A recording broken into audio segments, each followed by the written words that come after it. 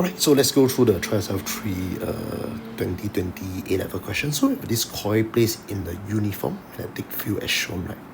So of course the coil actually contained 140 turns of wire, meaning that's the end. Of course the cross-sectional area is A. So the uniform magnetic field of flux density is directed through the coil along the axis. And you can see that we are given the B field against time. So the B field is actually changing, right, with respect to time. So the very first part they actually ask us is to show that the initial rate of change of magnetic flux density at 1 second is about this value. So for this, right, is as good as telling us to determine what is our dB dt. Or if you don't like dB dt, right, you can also put delta B, delta t. Right? Okay, so with this, you simply just draw a tangent at 1 second. So this one you use a ruler, you draw a tangent, then you locate 2 points. For example, for me, I locate 2 points. So the simple point will be right here. So this will be the first point. So of course, you look at the very first point that I label, right, is roughly about 2, 3, 4, 5. Okay, 1.5 second. Then the B field is about 30 millitesla, meaning 30 times 10 negative 3 Tesla. Okay, the next part will be, I label this point, the simple point. So this one is 1 second, comma, 0 Tesla. So you simply just calculate what is the gradient of this tangent. So meaning you just use y1 minus y2 divide by x1 minus x2. Yeah, so that is how you actually do the calculation. So of course, if you do the calculation correctly, so dB dt is equal to 30 times 10 negative 3 divided by the change in time, right? So the change in time will be 1.5 minus 1. So 1.5 minus 1 second. So this will give you roughly 60 times 10 negative 3, which is as good as saying 6 times 10 negative 2 Tesla per second. So that is how you actually show the very first part. Okay, for the second part, we are asked to determine the EMF, the induced EMF at about time equal to 1 second. Okay, for this, we need to go back to our magnetic flux linkage formula, NBA, right? So basketball. So you remember, induced EMF is dV dt. So what is the thing that's actually changing? It's not the N, it's not the A. It's actually the delta B, delta T. Right? Okay, so what you need to do now is actually to sub in. So for example, we know that the number of turns is, let me just go back here, about 140. It's 140.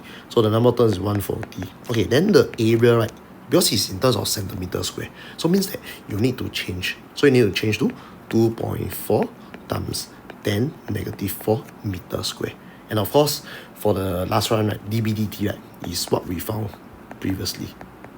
So you do the calculation, hopefully you are able to get about 0.00216 volts. Just round off to your 3SF, right? So it's 0.00202, which is as good as saying 2.02 times 10 negative 3 volts. So that is the induced EMF in the so-called solenoid. Okay, so with this, let's move on to the last part, which is the sketching of the magnitude of the EMF, right? Okay, so when you want to sketch EMF, always go back to the original graph that's given to us. So for example, we are given a B field, right? How the B field actually changes. So I can also say that the magnetic flux linkage, right, inside the coil also looks something like that. So for example, this is 1 second. So this 1 second, right? Then I draw something like a long graph. So this one is actually a long graph. So this is your long graph. Right? Okay, so when you do the differentiation, because remember, right, you do differentiation to get your EMF. So meaning that EMF, so now you need to take into account of your negative already. Okay, I just do maybe not the negative. I just put dV dt first. dV dt. So when you want to differentiate something like your long graph, so for example, you want to differentiate long graph, right, is as good as saying 1 over x graph. So for example, I put y equal to ln x. So dy dx, right, is equal to 1 over x graph. And how does a 1 over x graph actually looks like, right? So it looks something like this. So for example, it's like that. Something like this. So the general shape must be there. So that's why it's very important when you go for paper 2 or paper 1 to paper 4, you bring a GC together so that you know how the graph actually looks like. Okay, so with this, right, I can actually sketch the graph. So it's about 3 marks, right? Okay, first, from 0 to 1 second, because apparently you can see from 0 to 1 second, there's no so-called magnetic flux. There's no change, right? So means that at the start is like that. It's a horizontal line at 0 mark.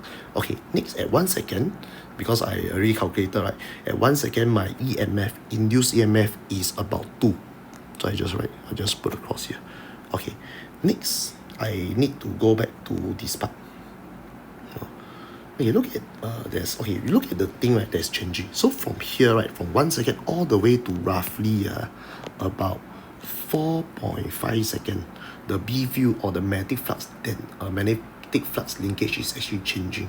So from 1 to 4.5 there must be an induced EMF, but from 4.5 all the way to 6, there shouldn't be any induced EMF. This is due to the fact that you can see that there's no change in the magnetic flux linkage. Yeah, so of course the B field can just change to magnetic flux linkage, doesn't matter one. So at this part, right, there's no change in magnetic flux linkage, meaning that the induced EMF is actually equal to 0. So that is how we actually look at this graph. Okay, so let's sketch the graph together to see how do we sketch. Okay, so I label the 4.5 first, and then I just make sure that from 4.5 onwards, right, is actually no induced EMF. No. Okay, then from 1 second all the way to 4.5, you can roughly sketch. So for example, at 2 seconds, I just put here. At maybe 4 seconds, I put here. So you just sketch a 1/x graph. So for example, I sketch, right, so it looks something like this. Yeah, so just make sure it's a smooth curve in order to get all the 3 credits. So that is how we actually do a 2020 A-level question. So hopefully this question should be okay.